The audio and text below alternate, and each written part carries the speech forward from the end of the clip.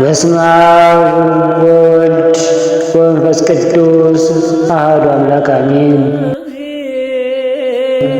በክርስቶስ ክርስቲያን፣ በወልድ ውሉድ፣ በመንፈስ ቅዱስ መንፈሳውያን የተሰኛችሁ የክርስቶስ ቤተሰቦች የእናታችን የቅድስት ድንግል ማርያም የአስራት የበኩራት ልጆች የቅዱሳን ሁሉ ወዳጆች በወደደንና ባፈቀረን በጌታችን በአምላካችን በኢየሱስ ክርስቶስ ፍጹም ሰላም እላችኋለሁ።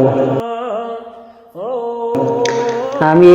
የጌታችን የመድኃኒታችን የኢየሱስ ክርስቶስ ስሙ ዛሬም ዘወትርም የተመሰገነና የከበረ ይሁን። እንኳን ለሊቀ መላእክት ለቅዱስ ሚካኤል ወርኃዊ በዓል አደረሳችሁ። የሊቀ መላእክት የቅዱስ ሚካኤል በረከትና ረድኤት ከሁላችን ጋር ይሆን ዘንድ ሁላችሁም ድርሳኑን እዝነ ልቦናችሁን ከፍታችሁ አድምጡ። አነሳስቶ እንዳስጀመረን አስጀምሮም እንዲያስፈጽመን የእግዚአብሔር ቅዱስ ፍቃዱ ይሁን ለዘላለሙ አሜን። በስመ አብ ወወልድ ወመንፈስ ቅዱስ አሐዱ አምላክ። ድርሳን ዘቅዱስ ሚካኤል ሊቀ መላእክት ዘይትነበብ አማስሩ ወሰኑን ለወርኃ ታኅሣሥ። በረከተ ጸሎቱ ወሀብተ ረድኤቱ ያሉ ምስሌነ ለዓለመ ዓለም አሜን። አንድ አምላክ በሆነ በአብ በወልድ በመንፈስ ቅዱስ ስም በማመን በታኅሣሥ 12 ቀን የሚጸለይ ቅዱስ ሚካኤል ድርሳን ይህ ነው። የአማላጅነቱ በረከት የረድኤቱ ሀብት ከሁላችን ጋር ለዘላለም ይሁን ለዘላለሙ አሜን። የዚህ ምስጢር ተካፋዮች የሆናችሁ ሴቶችም ወንዶችም ሁላችሁ ሕዝበ ክርስቲያን የቅዱስ ሚካኤልን ገናናነት ለመግለጽ እግዚአብሔር ያደረገውን ኃይለ ተአምራቱን ታውቁ ዘንድ ሁልጊዜም እንደሚማልድና ሰውንም ሁሉ እንዲቀበለው ትረዱ ዘንድ ይህንን ስሙ። በዓለም የምትኖሩም ሁሉ አድምጡ። በጸሎቱ ለሚያምኑ ሁሉ ወደ እግዚአብሔር እየማለደ እንደ ሥራቸው መጠን ክብርና ኃይልን ይሰጣቸዋልና። ቆሎንያ በምትባል አገር ሃይማኖቱ የቀና ድጋታዎስ የሚሉት አንድ ሰው ነበር። የሚስቱም ስም ቴዎስታ ይባላል። በዚሁ ቆሎንያ በተባለ ሀገር ይኖሩ ነበር። ብዙ ወርቅና ብር፣ ላሞችም፣ በጎችም፣ አህዮችም፣ ግመሎችም፣ በቅሎችም፣ ፈረሶችም ነበሯቸው። ሚስቱ ቴዎስታና ዱራታዎስ ለድሆችና ለችግረኞች ይራራሉ። በሊቀ መላእክት ቅዱስ ሚካኤል በዓል ጊዜ በየወሩ በ12 ቀንም ሁሉ እጅግ ብዙ ምጽዋትን ያደርጋሉ። ከጊዜ በኋላ በየሀገሩ ሁሉ ታላቅ ረሃብ ሆነ። እስከ 3 ዓመትም ድረስ ዝናብ በየሀገሩ ሁሉ ስላልዘነበ እህልና ውሃ ጠጥቷልና ስፍር ቁጥር የሌላቸው እንስሳትና ብዙ ሰዎችም በዚሁ ሞቱ። ዱራታዎስና ሚስቱ ግን መራራትና ለችግረኞች መሥዋዕት መስጠትን ሲያቋርጡ ያላቸውን ሀብት እየሸጡ መሥዋዕት እየመጸወቱ እንግዳውንና ስደተኛውን እየተቀበሉ ይኖሩ ነበር። ከዚህም በኋላ በኅዳር 12 ቀን የሊቀ መላእክት ቅዱስ ሚካኤል በዓል ዋዜማ በቤታቸው ውስጥ ምንም አላገኙም። ለዳቦ የሚሆን ስንዴም ወይንም በሬ ፍሪዳም የበግ ግልገልም በቤትም በውጭም ምንም አጡ። ቴዎስታም ወደ ቤቷ ገብታ የምታደርገው ነገር ስላጣች ጌታዬ ሊቀ መላእክት ቅዱስ ሚካኤል ወይም በዓልህ እንዴት እንዲህ ይታጎላል እያለች ታለቅስ ጀመር። ባሏ ዱራታዎስም ገብቶ ምን ያስለቅስሻል? ይህን ሁሉ በእኛ ላይ ያደረገ እግዚአብሔር አምላካችንን እናመስግነው እንጂ አላት። ዛሬም ይህ ያስለመድኩት በዓሌ እንዳይታጎልብኝ ይህን ልብሴን ሽጬ ለቅዱስ ሚካኤል በዓል መሥዋዕት የሚሆን ስንዴ ለቤተ ክርስቲያን እንስጥ፣ እርሱ በልባችን ያለውን ያውቃልና። በቅዱስ ሚካኤል ስም ጥቂት ከፍለን ለወይን እናድርግ አላት። ሚስቱም ያንተ ልብስ ስትሸጥ የኔን ልብስ መተው እንዴት ብጠላይ ነው? ቅዱስ ጳውሎስ ባልና ሚስት አንድ አካል ናቸው፣ እግዚአብሔር አንድ ያደረገው ሰው ሊለያቸው አይችልምና እንዳለ ሥጋዬና ሥጋህ አንድ አይደለምን አለችው። እሱም የወንድ ልብሱ ቢያረጅም ቢቀደድም የሚያሳፍረውም ለሴት ግን ማፍረት ነው። ሊቀ መላእክት ቅዱስ ሚካኤል በዓል ትጸልይበት ዘንድ ያንቺ ልብስ ለነገ ይቀመጥ አላት። እርሷም መልሳ አሁንም ቅዱስ ጳውሎስ በክርስቶስ ዘንድ ወንድ ሴት ማለት የለም አላለምን? እንዲያው ምክንያት አታድርግ አለችው። እርሱም እሺ አንቺ እንዳልሽ ይሁን፣ ዛሬ ይህን ልብሴን ሽጬ ስንዴና ወይን ገዝቼ ለቤተ ክርስቲያን ቄሰ ገበዝ እሰጣለሁ። ነገም ደግሞ ያንቺን ልብስ ወስጄ ለበር መግዣ ውለዋለሁ አላት። በማግስቱም ጠዋት የሚስቱ ልብስ ይዞ አንድ ባለበግ ካለበት ተራራ ወጣ። ያንን ባለበግ በ3 ብር የሚሸጥ በግ አለህን አለው። አዎን አለኝ አለው። ዱራታዎስም የሚስቴን ልብስ መያዣ እሰጥሃለሁ፣ ያገኘሁ እንደሆነ እስከ 3 ቀን ዋጋውን 3 ወቄት ወርቅ አምጥቼ እከፍልሃለሁ። 3 ወቄት ወርቅ ያላገኘሁ እንደሆነ ግን የሚስቴን ልብስ ለአንተ ትወስዳለህ አለው። ያም ባለበግ የሐር ልብስ በቤት ውስጥ አለኝ፣ ያንተን ሚስት ልብስ ለመያዣነት አልፈልግም አለው። ዱራታዎስም በብርቱ ሐዘን ወደ ቤቱ ሲመለስ በብዙ ሰራዊት ታጅቦ ቅዱሳን መላእክት ከእሱ ጋር ሆነው በንጉሥ አምሳል በነጭ ፈረስ ተቀምጦ ሊቀ መላእክት ቅዱስ ሚካኤልን በመንገድ ለሰው ሲጓዝ አገኘው። ያን ጊዜ ዱራታዎስ ፈርቶ ከጎዳናው ፈቀቅ ብሎ ቆመ። ቅዱስ ሚካኤልም እንዴት አለህ ዱራታዎስ ሆይ ከወዴት መጥተሃል? እስኪ ንገረኝ አለው። ያን ጊዜም ዱራታዎስ ወደ እሱ ቀረበ። ዳግመኛ ሊቀ መላእክት ቅዱስ ሚካኤል ዱራታዎስን በትከሻ የያዝከው ልብስ የሴት ልብስ ይመስላል አለው። ዱራታዎስም መልሶ አዎን ጌታዬ፣ ዛሬ ሊቀ መላእክት ቅዱስ ሚካኤል በዓል ነው። ለበዓሉ በግ ልገዛ በጎች ጠባቂ ዘንድ ሄጄ ነበር። ባለበጉ መያዣ ስጠኝ አለኝ። ይህም የሚስቴን ልብስ እንካ መያዣ የሆኑት ብዬ ሰጠሁት። እርሱ ግን በቤቴ የሐር ልብስ ሞልቶኛል ብሎ አልቀበልም አለኝ አለው። ሊቀ መላእክት ቅዱስ ሚካኤልም እኔ አሁን ብዋስ እስከ 3 ቀን ትከፍላለህን አለው። ዱራታዎስም ጌታዬ አሁን እከፍላለሁ አለው። ያን ጊዜው ሊቀ መላእክት ቅዱስ ሚካኤል አንድ መልአክ ጠራ። ባለበጉን ለዱራታዎስ አንድ በግ ስጠው፣ ዋጋውን እስከ 3 ቀን ይከፍልሃል ብለህ ንገረው ብሎ ላከበት። ያም መልእክተኛ ሄዶ በጉን አመጣ። ሊቀ መላእክት ቅዱስ ሚካኤል እንዳዘዘውም ለዱራታዎስ ሰጠው።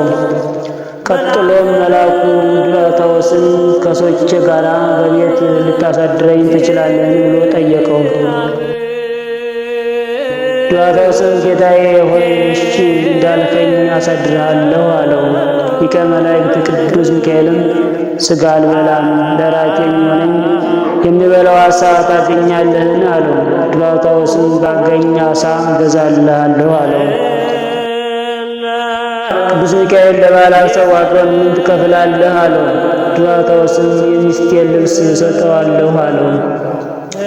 ያን ጊዜ ሊቀ መላእክት ቅዱስ ሚካኤል በመንፈሱ ፈገግ ብሎ ከዚች ልብስ በቀር ሌላ የምትገዛበት የለምን አለው።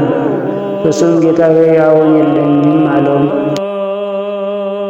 ቅዱስ ሚካኤልም በዓሣ አጥማቂዎች ዘንድ ብዋስስ ከ3 ቀን ትከፍላለህን አለው። አዎን እከፍላለሁ ጌታዬ አለው። ያን ጊዜ ሊቀ መላእክት ቅዱስ ሚካኤል ወደ ዓሣ አጥማጆች አንድ መልአክ ላከ። ያ መልአክ ሄዶ አንድ ዓሣ ፈትኖ አምጥቶ ሰጠው። ድራታዎስም ደስ ተሰኘ። ድራታዎስም ሊቀ መላእክት ቅዱስ ሚካኤልን ጌታዬ ሆይ ተነስተህ ወደ ቤት እንግባ አለው። ቅዱስ ሚካኤልም አንተ አስቀድመህ ገብተህ ምግባችንን አሰናዳ፣ እኔ ኋላ እመጣለሁ አለው። እርሱም ዓሣውንና በጉን ይዞ ወደ ቤቱ ገባ። ሚስቱ ቴዎስታም በሩን ከፍታ ስትወጣ ዓሣውንና በጉን ልብሷንም ተሸክሞ አየች። ጌታዬ በጉንና ዓሣውን ልብሴንም ተሸክመህ አያለሁ፣ ይህን ሁሉ ከወዴት አገኘኸው አለችው። ባሏም የምፈልገውን አጥቼ ወደ አንቺ ስመለስ አንድ ቸር መኮንን በመንገድ ላይ አገኘኝ። ግርማውንና ክብሩን ባየው ጊዜ ከመንገድ ፈቀቅ ብዬ ቆምሁ። እርሱም ድራታዎስ ና ወደ እኔ ቅረብ፣ ከወዴት ትመጣለህ ብሎ ጠየቀኝ። እኔም ጌታዬ ዛሬ የሊቀ መላእክት ቅዱስ ሚካኤል በዓል ነው፣ ለበዓሉ የማርደው በግ ልገዛ ሄጄ ነበር አልሁት። እሱም እንዴት በግ አላገኘህም አለኝ። ለባለ በጉ የምሰጠው ገንዘብ ስለሌለኝ እንካ የሚስቴን ልብስ ይዘህ አንድ በግ ስጠኝ አልሁት። በቤቴ ውስጥ የሐር ልብስ ሞልቷል፣ ያንተን ሚስት ልብስ አልፈልግም አለኝ ብዬ ነገርሁት። ያን ጊዜም ሰውየው ቸር ነውና ራራልኝ። ወዲያው ከሰዎቹ አንዱን መልእክተኛ ልኮ አንድ በግና ዓሣውን እንደዚሁ አስመጥቶ ሰጠኝ። ድራታዎስ ይህን ለሚስቱ እየነገራት ሳለ ከሰራዊቱ ጋር ሊቀ መላእክት ቅዱስ ሚካኤል ፈጥኖ ደረሰ። ከበር ቆሞም ቴዎስታ ሆይ እንዴት አለሽ? በዚህ ክፉ የችግር ዘመንስ እንደምን ትኖራላችሁ? አላት። እርሷም የእግዚአብሔር ስሙ ይመስገን፣ በጌታችን ሊቀ መላእክት ቅዱስ ሚካኤል ረድኤት ጸሎት አለን። አሁንም ና ወደ ባሮች ቤት ግባ፣ ታላቅ ክቡር እንግዳንና በውጭም አትቁም አለችው። ሊቀ መላእክት ቅዱስ ሚካኤልም ድራታዎስን እኔ ወደ ቤተ ክርስቲያን ሄዳለሁ፣ በጉን አርደህ ቆየኝ፣ ዓሣውን ግን ወደ አንተ እስክመለስ ድረስ አትረደው። አንተና ሚስትህን አስቀድማችሁ ሥራችሁን አዘጋጁ ብሏቸው ወደ ቤተ ክርስቲያን ሄደ። ባሏ ድራታዎስም ሚስቱን ለሊቀ መላእክት ቅዱስ ሚካኤል ቤተ ክርስቲያን ለቁርባን የምሰጠው በቤታችን የተረፈ ወይን የለምን? አላት። እሷም የተረፈ አንድ ሥራ አለ አለችው። ድራታዎስም የቁርባኑን ወይን ለመውሰድ ወደ ቤቱ ገባ። የወይኑን ዕቃ ሲጎበኝም በዕቃ ቤቱና በጓዳው ያሉ ጋኖች፣ ሥራዎችና ዕቃዎች ሁሉ እስከ አፍ ገደፋቸው መልተው አገኛቸው። ሚስቱንም እኔ ከወጣሁ ወዲህ የወይን ጠጅ ያመጣልሽ ሰው አለን ብሎ ጠየቃት። እሷም ያመጣልኝ የለም አለችው። የሆነውን እስክናውቅ ድረስ ዝም በይ፣ ይህንን ለማን አትናገሪ አላት። ዳግመኛም ወደ እንጀራ ቤት ቢገባ እንጀራው በመሶብ ሞልቶ አገኘው። ዘይት፣ ቅቤ፣ ማር፣ ስንዴ፣ አተር፣ ምስር፣ ተልባ ወደ ነበሩበት የእህል ቤትም ገባ። ልብስ፣ ሽቱ ወደ ነበረበት ቦታም ገብቶ ሁሉንም መልተው አገኛቸው። ያን ጊዜ ሰግደው ጌታችንን የባረከ እግዚአብሔር ስሙ ይመስገን አሉ። ያን ጊዜም ድራታዎስ ቅዱስ ሚካኤል የሰጠውን በግ አረደ። ሥጋው በታላቅም ሰላም ሞላ፣ ተበልቶም የማያልቅ ሆነ። እሱም በቅዱስ ሚካኤል በረከት የተነሳ ከችግሩና ከሐዘኑ ተጽናና፣ በልቶ ጠገበ። ከዚህም በኋላ በሚያስፈራ ግርማ ለተገለጸለት ቅዱስ ሚካኤል ያማሩና የተሸለሙ ልብሶችንና ስጋጃዎችን አነጠፈ። ይህን ካደረገ በኋላ ወደ ቤተ ክርስቲያን ሄዶ በኑድ ክቡር ሊቀ መላእክት ቅዱስ ሚካኤል ስዕል ስር እየሰገደ ሊቀ መላእክት ቅዱስ ሚካኤል ሆይ ዛሬ በዓልህን በማከብርበት ቀን ወገኖቼን ደስ ይላቸው ዘንድ ከበረከትም ብዛት የተነሳ ድሆች በልተው ይጸግቡ ዘንድ የእግዚአብሔር ስሙ ለዘላለም ይመሰገን ዘንድ አገልጋይ እኔ ድራታዎስን ራራልኝ ይቅርም በለኝ ከእግዚአብሔር ዘንድም ቸርነትን ለምንልኝ እያለ ጸለየ። ያን ጊዜ ድራታዎስ ዓሣውን አርዶ ሆድ ዕቃውን አወጣ። ከዚህም በኋላ በሚያስፈራ ግርማ ለተገለጸለት ቅዱስ ሚካኤል ያማሩና የተሸለሙ ልብሶችንና ስጋጃዎችን አነጠፈ። ይህን ካደረገ በኋላ ወደ ቤተ ክርስቲያን ሄዶ በንድኩ ሊቀ መላእክት ቅዱስ ሚካኤል ስዕል ስር እየሰገደ ሊቀ መላእክት ቅዱስ ሚካኤል ሆይ ዛሬ በዓልህን በማከብርበት ቀን ወገኖቼን ደስ ይላቸው ዘንድ ከበረከትም ብዛት የተነሳ ድሆች በልተው ይጸግቡ ዘንድ የእግዚአብሔር ስሙም ለዘላለሙ ይመሰገን ዘንድ አገልጋይ እኔ ድራታዎስን ራራልኝ ይቅርም በለኝ ከእግዚአብሔር ዘንድም ቸርነትን ለምንልኝ እያለ ጸለየ። በሰው ሁሉ ፊት እንዲህ ከጸለየ በኋላ ቡራኬ ተቀብሎ ከቤተ ክርስቲያን ወጣ። ልጆቹንም በቤትም በውጭም ያሉትን ሕዝቡን ነዳያንን ጥሩልኝ ብሎ አዘዘ። የተጠሩትን ሁሉ በአዳራሹና በግቢ ሙሉ ግብዣውን ፈጥኖ አቀረበላቸው። ከጠገቡ በኋላም የእግዚአብሔር ስም በፍጹም ምስጋና አመሰገኑ። ሊቀ መላእክት ቅዱስ ሚካኤልም ከሰራዊቱ ጋር መጣ። የተጠሩትና የተሰበሰቡትን ሕዝቡን አይቶ ደስ ተሰኘ። ከእሱ ጋራም ያሉ ሰራዊት መላእክት አደነቁ። ድራታዎስንም ስለ እኔ እነዚህ ሰዎች ሁሉ እንደምን ሰበሰባቸው? ይህን ያህል ሰው ወደ ቤትህ የምትጠራ በዚህ ዘመን ቸነፈር ራብ እንዳለ አልሰማህምን? አለው። ድራታዎስም መልሶ ጌታዬ እውነት ነው፣ ነገር ግን አንተ የሰጠኝን በግና ዓሣ ከቤቴ ከገቡ ጀምሮ በቤቴ በረከት መላ። ዛሬም የሊቀ መላእክት ቅዱስ ሚካኤል በዓሉ የሚከበርበት ቀን ነውና ወንድሞቼ በልተው ጠጥተው ከእኔ ጋር ደስ ይላቸው ዘንድ እኔም ከእነርሱ ጋር ደስ ይለኝ ዘንድ ጠራኋቸው አለው። ያን ጊዜም ሊቀ መላእክት ቅዱስ ሚካኤል ከመካከላቸው ተነሳ፣ ወደ ቤትም ገባ። የሚያበሩና የሚያምሩ ምንጣፎች ከተነጠፉበት አልጋ ላይ ተቀመጠ። ድራታዎስንም ያንን ዓሣ ፈጥነህ አምጣ አለው። አመጣለት ጊዜም ረደው ሆድ ዕቃውንም አውጣው አለው። ያን ጊዜ ድራታዎስ ዓሣውን አርዶ ሆድ ዕቃውን አወጣ። በውስጡም በአብና በወልድ በመንፈስ ቅዱስ ስም የታተመ ጨርቅ ከረጢት የሚመስል አገኘ። ጌታ ሆይ ይህንን የተቆለፈ ማዕተብ ተመልከት፣ አይተም ፍታው ብሎ ለሊቀ መላእክት ቅዱስ ሚካኤል ሰጠው። ያን ጊዜም ከረጢቱን ፈቶ ተመለከተው። እርስ በርሱ የተቆላለፈ 300 ወቄት ወርቅ ሆኖ አገኘው። ቅዱስ ሚካኤልም ድራታዎስ ሆይ ዛሬ በእንግድነት ከቤትህ ስለገባው ይህን ወርቅ እንካ፣ ስላንተ ዛሬ ፈጣሪ ልኮኛልና አለው። ሚስቱ ቴዎስጣና ድራታዎስም አቤቱ ጌታችን ወይ ቤታችንን ያለዛይንን ጊዜ አይተው ታውቃለህ። ይህንን ነገር ተወን፣ ሰውነታችንንና ገንዘባችንን ሁሉ የእግዚአብሔር የሊቀ መላእክት ቅዱስ ሚካኤል እንደሆነ አታውቅምን? ያንተም የእኛም አለቃችንና ንጉሳችን ሰጠን። ይህን ወርቅ እንደምን ውሰዱ ትለናለህ? ያላሰብነው ነገር ነውና።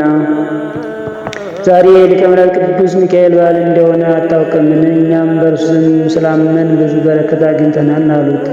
እርሱም ይህን 300 ወቄት ወርቅ ለራሳችሁ ለነዳያንም የምትመጸውቱ 3ቱን ወቄት ወርቅ ለዕዳችሁ ክፈሉ፣ አንዱን የሚስትን ልብስ መያዣ ለሰጠበት ለስንዴው፣ አንዱን ለበግ፣ አንዱን ለዓሣ ክፈሉ ብሎ ሰጣቸው።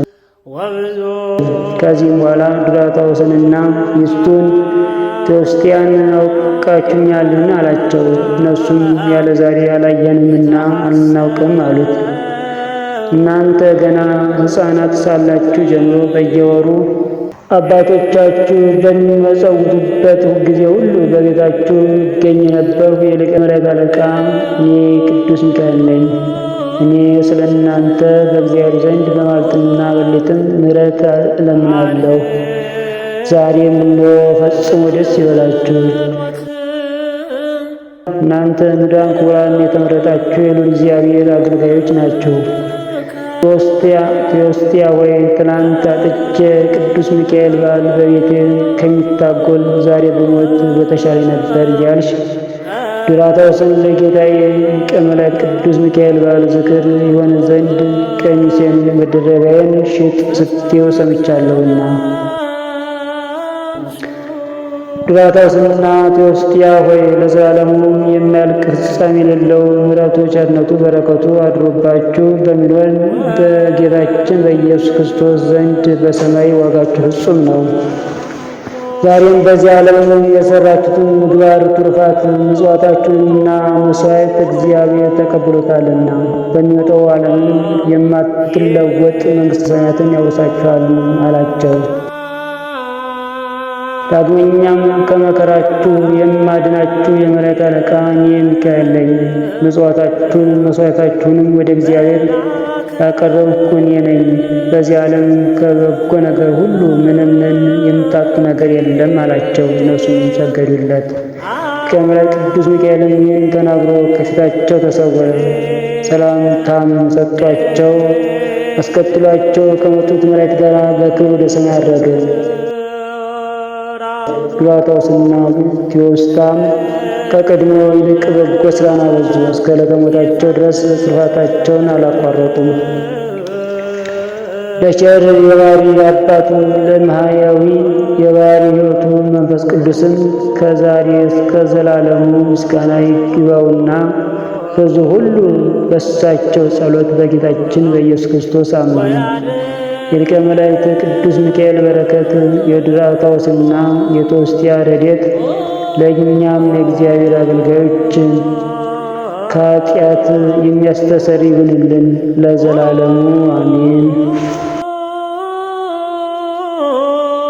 ተአምሪሁ ለቅዱስ ሚካኤል መላከ ኪዳኑ ለክርስቶስ ንጉሠ ስብሐት ትንብልና ስለቱ አስተብቆቱ ያድነን እምለትኪት ወምሳታተ መንሱት እምሄጽ ዘይሰርር በመዓልት ወእምግብር ዘይሃጉር በጽልመት ለዓለመ ዓለም አሜን።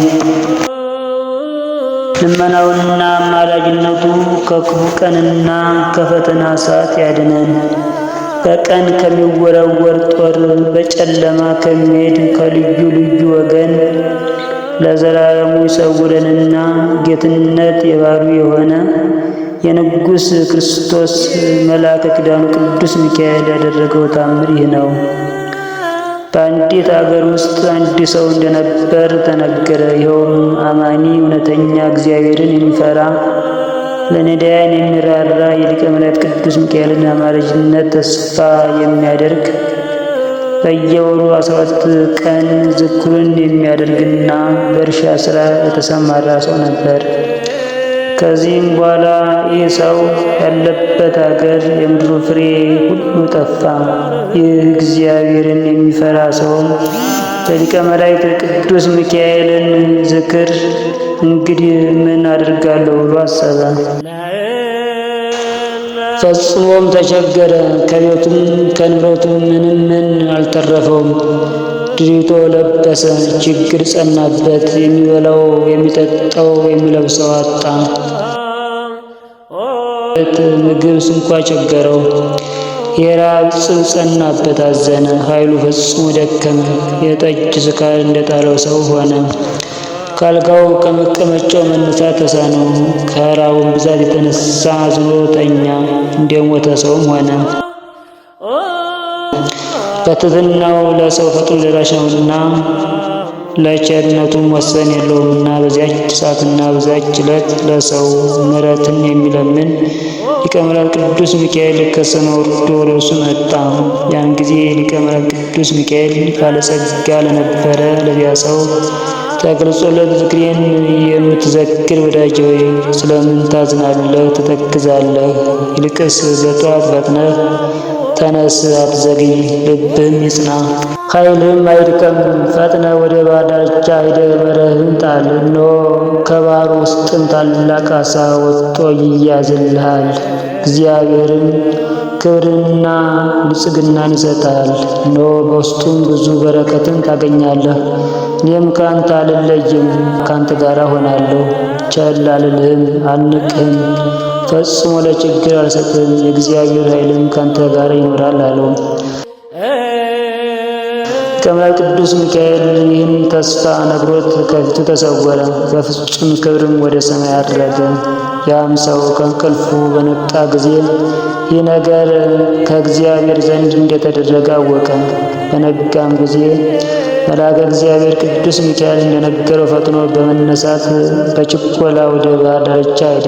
ሊቀ መላእክት ቅዱስ ሚካኤል እንዲያመለከተው መረቡን በባሕር ላይ ጣለ። በዚህም ጊዜ ታላቅ ዓሣ ከመረቡ ገባለት። አፉንም ከፍቶም በውስጡ በእሳት የተፈተነና ጽሩይ ወርቅን አገኘ። ከዚህም በኋላ ደስ ተሰኘ፣ እግዚአብሔርንም አመሰገነው።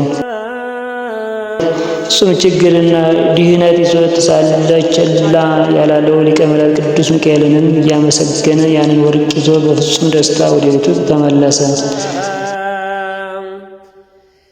ከዚህም በኋላ ከዚያ ከወርቁ አንስቶ የሊቀ መላእክት ቅዱስ ሚካኤልን ስዕል አሰራ። ባማረ በተወደደ ጌጽም አስጌጠው። በፍጹም ክብርም ንዕድ በቅድስት ቤተ ክርስቲያን ውስጥ ሰቅሎ አኖረው። በየወሩ 12 ቀንም የሊቀ መላእክት ቅዱስ ሚካኤልን ዝክር እስከ ዕለተ ሞቱ ድረስ ሳያስተጓጉል ኖረው። የሊቀ መላእክት ቅዱስ ሚካኤል ፍጹም ልመናው ለዘላለሙ ከእኛ ጋር ይሁን፣ በእውነት አሜን። ታኅሳስ 12 በዚች ቀን የከበረ አባት የዋልድባው አባ ሳሙኤል የዕረፍቱ መታሰቢያ ነው። ለዚህም ቅዱስ የአባቱ ስም እስጢፋኖስ የእናቱ ስም አመተ ማርያም ነው። እነርሱም በዘመድ የከበሩ ደጋጎች ናቸው። በአክሱም ምድርም ወለዱት። ባደገ ጊዜም የቤተ ክርስቲያንን መጻሕፍት አስተማሩት። አባቱና እናቱን በሞቱ ጊዜ ወደ ደብረ በንኩል ገዳም ወደ አባ አድሃኒ ሄዶ የምንኩስና ልብስን ለብሶ በጾምና በጸሎት እየተጋደለ ኖረ። ፈጽሞ ከሻገተ ጎመን በቀር አይበላም። የሚጠጣውም ውሃ ነው። እህል በመፍጨትና ውሃ በመቅዳት ሥራ መነኮሳትን ይረዳቸው ነበር። ዘመዶቹም ወደ እሱ እየመጡ ባስቸገሩት ጊዜ ወደ ሌላ ቦታ ሄደ። እግሮቹም እስኪያብጡ ድረስ በጾም በስግደት በመቆም ተጋደለ። ከዚያም ወደ ሌላ በረሃ ሄዶ 40 መዓልት 40 ሌሊት ምንም ሳይቀምስ ኖረ። አንበሶችና ነብሮች የሚያስፈሩ አራዊት ሁሉ ወደ እርሱ በመምጣት ይሰግዱለታል፣ የእግሮቹን ትቢያ ይልሱ ነበር። በአንዲት ዕለትም በጎዳና ሲጓዝ ታላቅ ወንዝን ውሃው መልቶ አገኘ። መጽሐፍና እሳትም ከእርሱ ጋር ነበረ። ጸሎቱንም አድርጎ ወደ ውሃው ገባ። ውሃውም ዋጠውና ወደ ታች አወረደው። በእግዚአብሔርም ኃይል ወደ ማዶ በጣለው ጊዜ መጽሐፉ ሳይደመሰስ እሳቱም ሳይጠፋ አገኘው። ሰይጣንም በሚያስፈሩ አራዊት እየተመሰለ ይፈታተነው ነበር። እርሱ ግን ፈጣሪውን በመታመን ልቡ የታሰረና የጸና ስለሆነ አይፈራም። እርሱም ሲጸልይ ክብር ይግባውና ጌታችን ኢየሱስ ክርስቶስ ወደ እርሱ መጣ። በምራቁም መላ ሕዋሳቱን ቀብቶ ኃይልን አሳደረበት። ከዚያችም ላይ ጀምሮ እግሮቹን የሚያስር ሆነ። ማቅንም ለብሶ በየሌሊቱ ሁሉ ከውሃ ውስጥ በመግባት የዳዊትን መዝሙር 5 ጊዜ ያደርሳል። ቁጥር በሌለውም ግርፋት ጀርባውን ይገርፍ ነበር። አንበሶችም በባቱ አጠገብ ይሰማራሉ። እርሱም አካላቸውን ይሰፍራል፣ ይለካል። ቁስላቸውንም በጦ ሾህና አሜከላ ያወጣላቸዋል። ከዚህም በኋላ ብዙ ደቀ መዛሙርት ወደ እርሱ ተሰበሰቡ፣ በተጋድሎም ተጠመዱ። ከእርሳቸውም የመጀመሪያው አባት ዘሩፋኤል ነው። በአንዲትም ዕለት በገዳመ ለጋስ ከሚኖር ከአባ ገብረ መስቀል ጋር ተገናኘ። ከዚህ በፊት አልተያዩም ነበር። የእግዚአብሔርንም ገናናነት ሲጨዋወቱ አሉ። በራት ጊዜም ጸሎትን ሲያደርጉ የተዘጋጀ ማዕድ ወርዶላቸው ተመገው እግዚአብሔርን አመሰገኑ። ከዚህም በኋላ በአንዲት ዕለት ከአንድ ገዳሚ ጋር ተገናኘ። እግዚአብሔርም ያደረገላቸው ምስጢር በሚነጋገሩ ጊዜ አባታችን ሳሙኤል እንዲህ አለ። እነሆ እኔ በአርያም ቁሜ ከ24ቱ ካህናተ ሰማይ ጋር የአምላክን መንበር ሳጥን 12 ዓመት ሆነኝ። ለመቀደስም በሚገባ ጊዜ ኅብስትና ወይንን የተመላ ጽዋ ይወርድለታል። የእመቤታችን የቅድስት ድንግል ማርያምን ውዳሴዋን ሲያነብ ክንድ ያህል ከብዶ ወደ ላይ ከፍ ከፍ ይላል። እመቤታችን ማርያምን ወደ እሱ መጥታ የሚያበራ ዕንቁንና ንጹሕ ዕጣንን ሰጠችው። ፍልሰቱ ሲቀርብ የመላእክት አለቃ ቅዱስ ሚካኤል በክንፎቹ ተሸክሞ አወጣው። የሰማያዊት ኢየሩሳሌምን ተድላዋን ሁሉ አሳየ። ወደ ልዑል እግዚአብሔርም ዙፋን ፊት አቅርቦት ስሙን ለሚጠራ መታሰቢያን ለሚያደርግ ቃል ኪዳን ተቀበለ። ወደ በዓቱም ሲመለስ ለደቀ መዛሙርቱ ነገራቸው። ከዚህም በኋላ በሰላም በፍቅር አረፈ። ለእግዚአብሔር ምስጋና ይሁን። እኛንም በዚህ ቅዱስ አባት ጸሎት ይማረን፣ በረከቱም ከእኛ ጋር ትኑር ለዘላለሙ አሜን።